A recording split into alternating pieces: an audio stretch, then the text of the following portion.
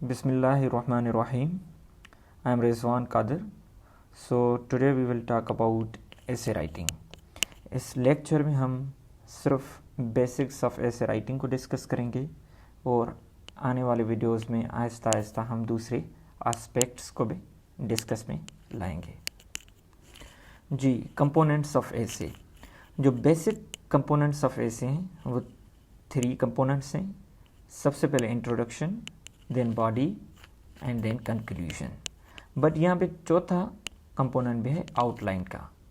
वो CSS के ऐसे राइटिंग में ये FPSC की तरफ से ये क्राइटेरिया भी रखी गई है कि आपको इंट्रोडक्शन से पहले अपने टॉपिक के बारे में एक आउटलाइन भी बनानी है।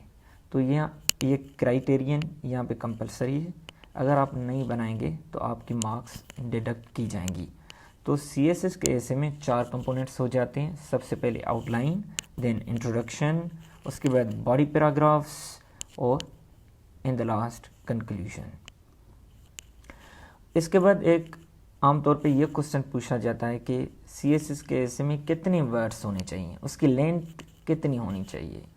तो जो CSS की क्राइटेरिया दी गई है FPSC की तरफ से, तो उसमें तो 2500 से 3000 वर्ड्स तक है। अगर आप 2000 वर्ड्स तक भी लिखते हैं और अच्छे तरीके से लिखते हैं, फ्लॉलेस इंग्लिश होती है आपकी, और दूसरी क्राइटेरिया जो है अगर वो भी पूरी करते हैं, तो आपका अगर ऐसे 2000 वर्ड्स का भी तो वो आपका पास हो जाता है। उसके बाद ये सवाल पूछा जाता है कि थीसिस स्टेटमेंट जो है आउटलाइन में देनी चाहिए या नहीं। सबसे पहले कि थीसिस स्टेटमेंट क्या होती है उसको हम आने वाले वीडियोस में डिस्कस करेंगे। थोड़ा मैं बताता चलूँ कि thesis is actually your stance on the topic. आपका मौक़िफ़ होता है आपके टॉपिक के बारे में। तो अगर आप आउटलाइन में देते हैं तो वेल एंड गुड, अगर नहीं देते फिर भी ठीक है। ये ऑप्शनल है, ये डिसाइसिव नहीं है, इस पर आपकी मार्क्स बेस्ड नहीं करती। CSS के ऐसे में मैंने आउटलाइन में दी थी thesis statement, but in PMS के पेपर्स में मैंने नहीं दी थी और मेरा ऐसे दोनों बार PMS में भी क्लियर हो गया था और CSS में भी क्लियर हुआ था। तो ये डिसाइसिव फैक्टर नहीं है। इसी तरह के क्या इंट्रोडक्टरी रिमार्क आउटलाइन में देना चाहिए या सिंपल सिर्फ वर्ड इंट्रोडक्शन लिखना चाहिए, तो ये भी ऑप्शनल है। आप सिंपल इंट्रोडक्शन लिख लें वर्ड, या इंट्रोडक्टरी रिमार्क लिख के आप एक पूरा सेंटेंस लिख लें, तो ये भी आप पे डिपेंड करता है। ये डिसाइसिव फैक्टर नहीं है। इसी तरह कंक्लूडिंग रिमार्क की भी यही पोजीशन है।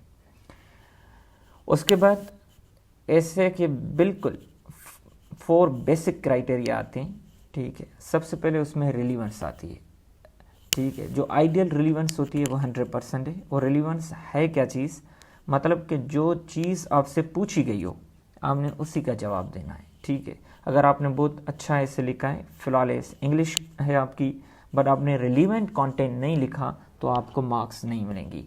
जो मार्क्स एंड रिलीवेंस का जो रिलेशनशिप है वो डायरेक्टली प्रोपोर्शनल है। अगर आप देखें कि आपकी जितनी रिलीवेंस है उतनी आपको ज़्यादा मार्क्स मिलेंगी। तो आपको कोशिश करनी है कि ज़्यादा से ज़्यादा आपने रिलीवेंस को मेंटेन करना है। उसके बाद दूसरी क्राइटेरिया आती है कि यूनिटी आपको मेंटेन करनी है। यूनिटी जो क्राइटेरिया ये हकीकत में ये पैराग्राफ राइटिंग पे आ जाती है कि आपने उसमें सिंपल एक आइडिया डिस्कस करना है। आपने सिंगुलैरिटी का जो कॉन्सेप्ट है वहाँ पे इस्टेब्लिश करना है।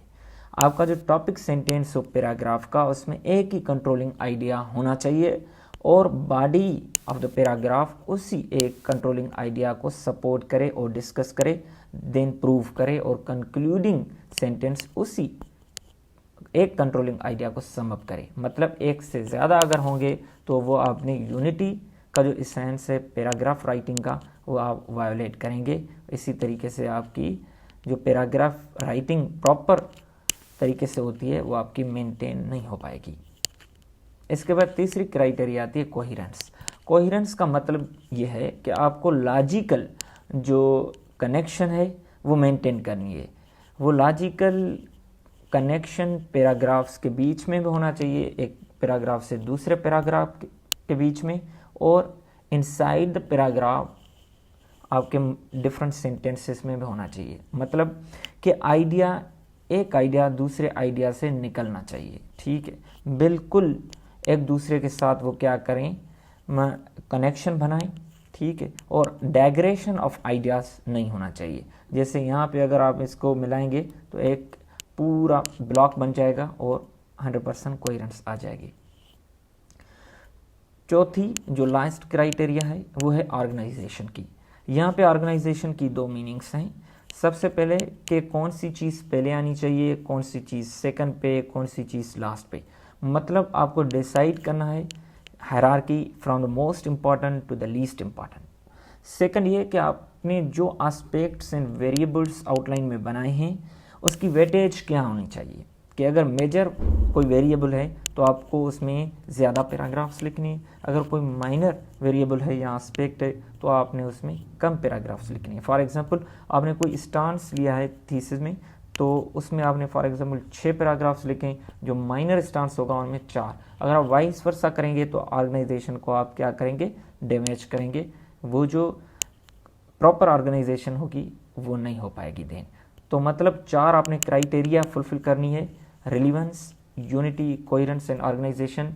देन आपका किसी भी मेथड पे से आपने किया हो आपका ऐसे पास हो जाएगा। थैंक यू, अल्लाह हाफिज़।